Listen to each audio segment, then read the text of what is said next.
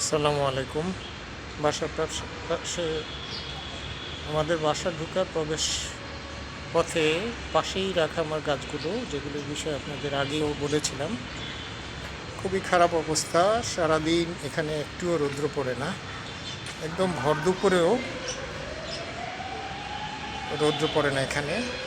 এই যে এখানে নাটোর থেকে আনা আপেল গাছগুলো দেখতে পাচ্ছেন, এগুলি আজকে পটে স্থানান্তর করার ইচ্ছা আছে।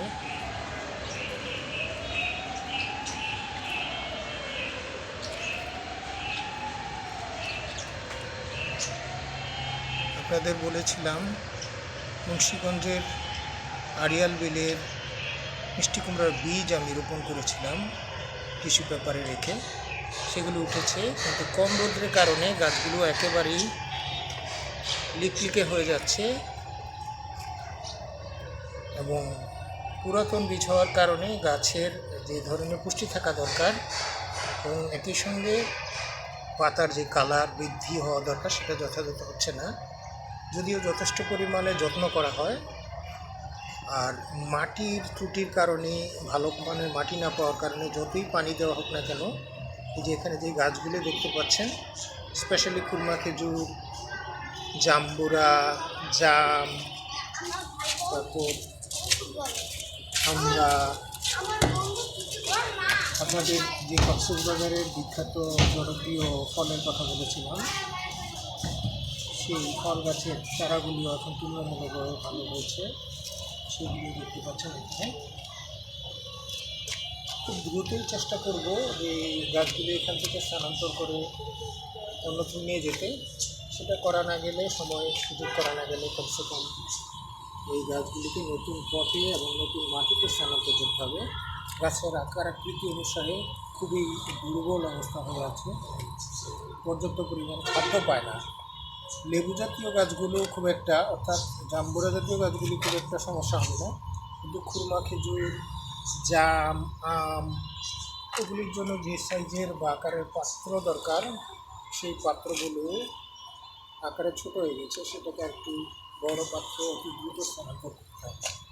আশা করি তখন আমরা গাছগুলিকে আরও শ্রেয়তর অবস্থা পাবো। এই যে 5টা আনারকুলির চারার কথা বলেছিলাম, যেগুলি একেবারেই খারাপ অবস্থা ছিল, আজকালের মধ্যে আশা করছি এগুলি স্থানান্তর করে ফেলবে। আড়িয়াল বিলের সেই বড় সাইজের মিষ্টি কুমড়ার বীজ, যেগুলি টিস্যু পেপারে মুড়ে রেখেছিলাম, এগুলি ছোটো ছোটো পাত্রের মধ্যে দিয়ে দিচ্ছি। বৃষ্টির পানি এবং গাছে পানি দেওয়ার ফলে জমে যাওয়া মাটিগুলো এবং ফেলে দেওয়া মাটিগুলো আমি এখন আবার নতুন করে চারা রোপণের কাজে, নতুন চারা বসানোর কাজে ব্যবহারের জন্য একত্রিত করেছি। আমি যখন গাছে পানি দিই, সেই পানি একটু একটু করে ভিতরের মাটিকে নিয়ে এসে এখানে জমা হয়েছে, সেগুলিকে কাজে লাগাতে চাই। আশা করি এগুলি যথেষ্ট ভালো হবে।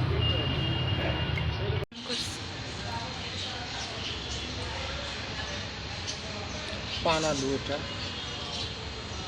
ছোটো আকৃতির পান আলু, দেখা যাচ্ছে যে শিকড়ের মতো বেরোচ্ছে।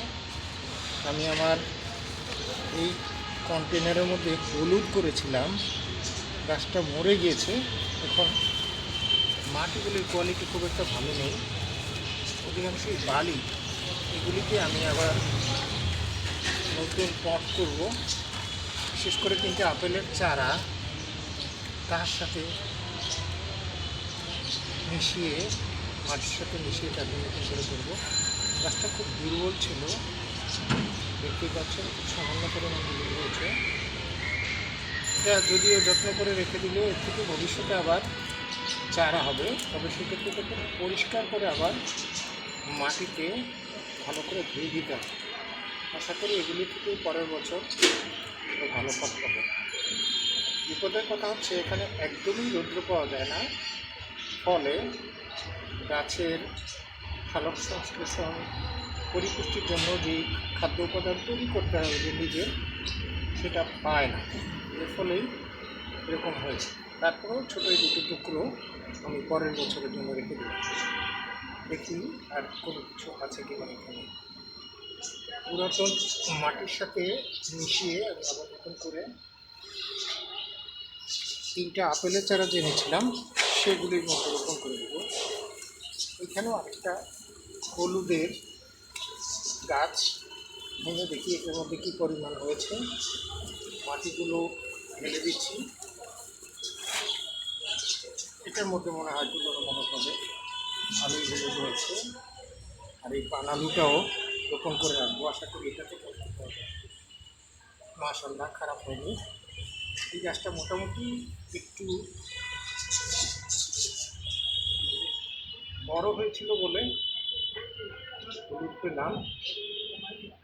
বেশ ভালোই মনে হচ্ছে, যদি একটু বেশি পুষ্ট হয়নি, তারপরও মন্দ নয় কি বলে। টুকরা। আর হলুদ গাছ সম্পর্কে আপনাদের আরেকটা ধারণা দিই, হলুদ গাছের যে কোনো গুটি সেটা যদি ভালো হলুদও না হয়, যে যেরকম এটা রেখে দিলে এর মধ্যে থেকে ফল পাওয়া সম্ভব।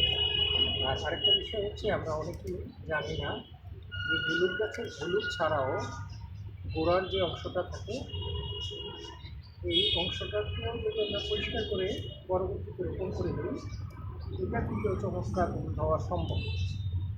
আমি তাই করব। এগুলি পরবর্তীতে প্রথমে পরিষ্কার করে নেব, পরে আবার এগুলিকে মাটিতে বসিয়ে দেবো। দেখে একটু উপরে রেখে দেবো, যেন কোনো ছত্রাক জাতীয় কোনো কিছু থেকে থাকলে ভেজা ভাবটা যেন চলে যায়, এবং ধুয়ে সেগুলিকে আমি এবার নতুন করে লাগাতে পারি। হলুদ অত্যন্ত উপকারী একটা গাছ। নিজেদের ঘরের খাওয়া দাওয়া বা ব্যবহারের জন্য, ঘরোয়া ব্যবহারের জন্য যতটুকু দরকার, সেটা কিন্তু আপনি সামান্য একটা দুটো বস্তার মধ্যে খুব নামমাত্র খরচ করেই করা সম্ভব। আমরা যারা শহরে বাস করি তাদের সব কিছু কিনতে হয়, জায়গা থাকে না, এটা একটা বড় সমস্যা। আর ভিন্ন ভিন্ন মন মানসিকতার লোকজন থাকেন। আপনার এই কাজকে সবাই প্রশংসা করবে না, পছন্দ করবে না। নিজের বাড়ি হলে আলাদা কথা, কেউ হয়তো বিরক্ত হন। এই কারণেই আমি ছাদে না দিয়ে গাছগুলো নিচে দিয়েছি। এখন পুরাতন মাটি সহকারে আমি মিক্স করে আবার স্পেশালি এগুলিকে আপেলের চারাগুলো রিপোর্টিং করার জন্য, অর্থাৎ নতুন পাত্রে দেওয়ার জন্য আমি রেডি করছি। আরও অসংখ্য গাছ আছে যেগুলিকে করতে গেলে আমাদের বেশ সময় লাগবে, যেহেতু হাতে সময় নেই, তারেরও সময় আসছে, আমার একটা দাওয়াতও আছে, সেখানে দিতে হবে। সে কারণে খুব দ্রুতই শুধু এই কাজটি করেই আপেলের চারাগুলিকে রিপোর্টিং করেই তারপর চলে যাবে। আসসালামু আলাইকুম। নাটোর থেকে আনা 3টা আপেল গাছ, যেগুলোর অবস্থা খুবই সঙ্গীন অবস্থায় আছে, সেইগুলোকে রিপোর্টিং করার পদক্ষেপ নিচ্ছি। নতুন মাটি যে তৈরি করেছি তার মধ্যে দেওয়ার চেষ্টা করব। আশা করি একটা গাছ প্রচণ্ড দুর্বল অবস্থায় আছে, সেটা ঠিক হয়ে যাবে পর্যাপ্ত পরিমাণ মাটি পেলে। 2টা গাছ মোটামুটি বেঁচে গেছে, বাকি একটা গাছের অবস্থা বেশ খারাপ। আপনাদের দেখাচ্ছি, এই যে এই গাছটা, এটা মাশাআল্লাহ ঠিক আছে। এই দ্বিতীয় গাছটা, এইটার অবস্থা বেশ খারাপ। আর তৃতীয় গাছটা মোটামুটি পাতা বেঁচে আছে। আমি রিপোর্টিং করে দিলে আশা করি এগুলি আগের তুলনায় ভালো অবস্থায় খুব দ্রুতই হয়ে যাবে। উন্নতি বা ফলাফল আপনাদেরকে জানাবো।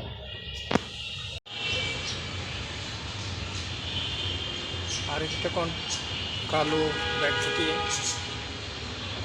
মাটি নিয়ে নিলাম, যেটার মধ্যে কটা লেবু গাছ ছিল, জাম্বুরা গাছ, সেটা স্থানান্তর করে দিয়েছি অলরেডি।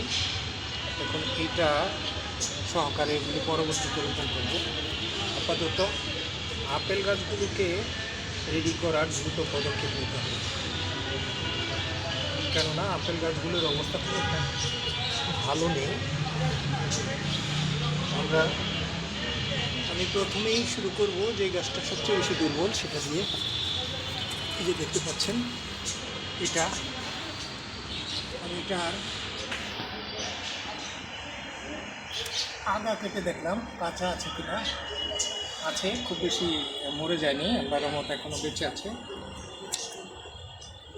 মরা ডালগুলোকে কেটে দিতে হয়, কারণ মরা ডাল অনেকটা মানুষের ক্ষতিগ্রস্ত অঙ্গ প্রত্যঙ্গের মতো। এগুলিকে কেটে দিলে খুব দ্রুতই গাছগুলি আবার পুনর্বার শক্তিশালী হয়ে ওঠার সুযোগ পায়। এই প্যাকেট থেকে চারাটা বের করে নিতে হবে, যদিও একটু পানি দিয়ে নিলে ভালো হতো। দেখি, আশা করি বেরিয়ে যাবে।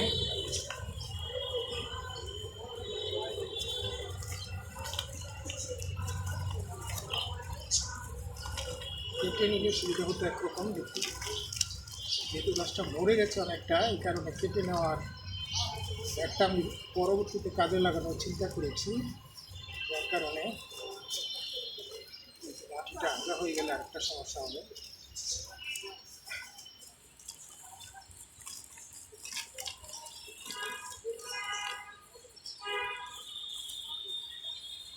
এটাকে একটু পানি দিয়ে নিলে সুবিধা হবে। পুরাতন কালো ব্যাগগুলিতে, যেটাতে আপেলের চারা স্থানান্তর করব, তার মধ্যে কিছু হলুদ গাছের শুকনো পাতা দিয়ে দিচ্ছি। ভালো করে দেখুন, এর কারণ হচ্ছে হলুদ গাছের পাতার একটা তীব্র গন্ধ আছে। এই গন্ধটা পোকামাকড় এবং ক্ষতিকর জীবজন্তু প্রাণীকে, ছোটো আকৃতির প্রাণীকে দূরে সরিয়ে রাখে। এই কারণে আমি এই কাজটি করছি। আমি প্রথমেই এই ব্যাগের উপর কিছু মাটি দিয়ে দিলাম, যেটার মধ্যে আপেলের একটা চারা স্থানান্তর করব ইনশাআল্লাহ।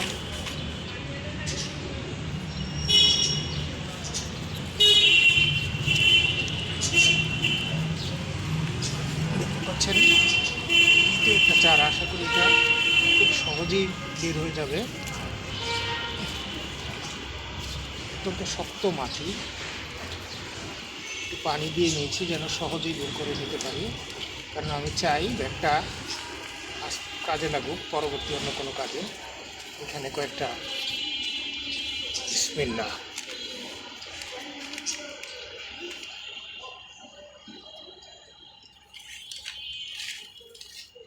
আশা করি খুব দ্রুতই অতিরিক্ত মাটি পাওয়ার কারণে এবং খাদ্য পুষ্টি পাওয়ার সুযোগ তৈরি হওয়ার কারণে এই গাছটা আস্তে আস্তে শক্তিশালী হয়ে উঠবে।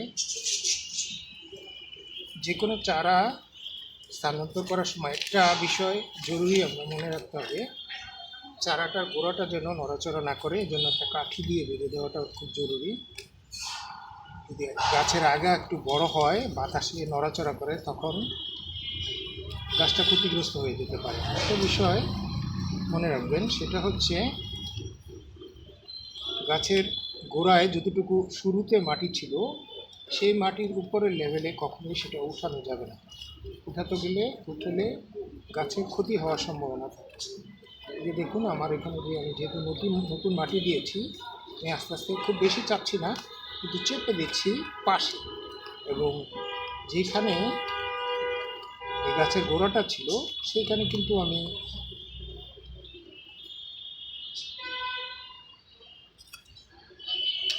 একটা পোকা, ছোট, এটা গাছের গোড়া ছিল, এটা গাছের শিকড় খেয়ে ফেলে।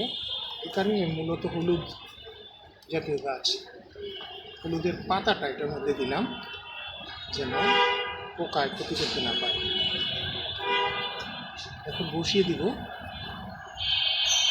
একটা পটিং করা শেষ হলো, আর একটা করবো এক্ষুনি।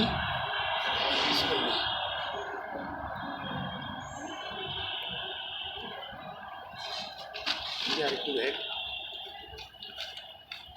এগুলির মধ্যে আমি হলুদ এবং পানালু দিয়েছিলাম, এগুলির মধ্যেও আমি কিছু হলুদের পাতা দিয়ে দিচ্ছি। এটা যেটা সুবিধা, এগুলি পরবর্তীতে এই হলুদের পাতাগুলো কিন্তু পচে গিয়ে এক ধরনের জৈব সার তৈরি করবে, আর নিচে বায়ু চলাচলের একটা সামান্য হলেও ব্যবস্থা তৈরি করবে, যেটা গাছকে সাহায্য করবে। অন্য কোনো যে কোনো পাতা দিয়ে দিলে যে বিপদটা হয়, সেটার মধ্যে পোকা ধরে, কিন্তু হলুদ যেহেতু একটা ঔষধি গাছ এবং এটার মধ্যে বিভিন্ন ধরনের পোকামাকড় তাড়ানোর ক্ষমতা আছে, জৈব যে ওষুধগুলি তৈরি করা হয় আপনারা জেনে থাকবেন যারা জানেন, জৈব ওষুধের মধ্যে কিন্তু হলুদের গুঁড়া দেওয়া হয়। ঠিক হলুদের গুঁড়া, হলুদের পাতা, শেকড় সব কিছুর মধ্যে কিন্তু আল্লাহর অসীম দয়া এবং রহমত রয়েছে। তো আমরা দেখি দ্বিতীয় গাছটা স্থানান্তর করি। প্রথম যেটা চেষ্টা করেছিলাম সেটার গোড়াটা একটু নড়ে গেছে, এই কারণে আমি সেটাকে স্থানান্তর তাৎক্ষণিক করিনি। এখন এইটাকে, এই গাছটা অবশ্য আল্লাহর রহমত সবচেয়ে ভালো আছে।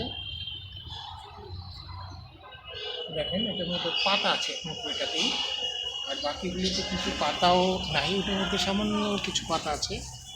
দেখি এইটা স্থানান্তর করে দিলে সবার শেষে না হয় সেটা করব। আশা করি আপনারটা কাজে লাগবে। চারাটা স্থানান্তর করে নিয়েছি ব্যাগ থেকে খুলে। ব্যাগটা ইচ্ছা করেই অক্ষত রাখলাম যেন ওটার মধ্যে কয়েকটা লাউয়ের চারা দেওয়া যায়, কারণ এই বিকেলে অসময়ে আমি লাউয়ের বীজগুলি রোপণের জন্য উপযুক্ত জায়গা খুঁজে পাচ্ছিলাম না। যেহেতু মাটি আছে, আমি আশা করি এই মাটিগুলি ব্যবহার করে আর এই ব্যাগগুলি ব্যবহার করে আমি আমার চারাগুলি রোপণ করতে পারবো। স্পেশালি আড়িয়াল বিলে লাউয়ের বীজ যেগুলি অঙ্কুরোদ্গম হয়েছে, যা আপনারা কেউ যারা দেখে থাকবেন তারা দেখেছেন।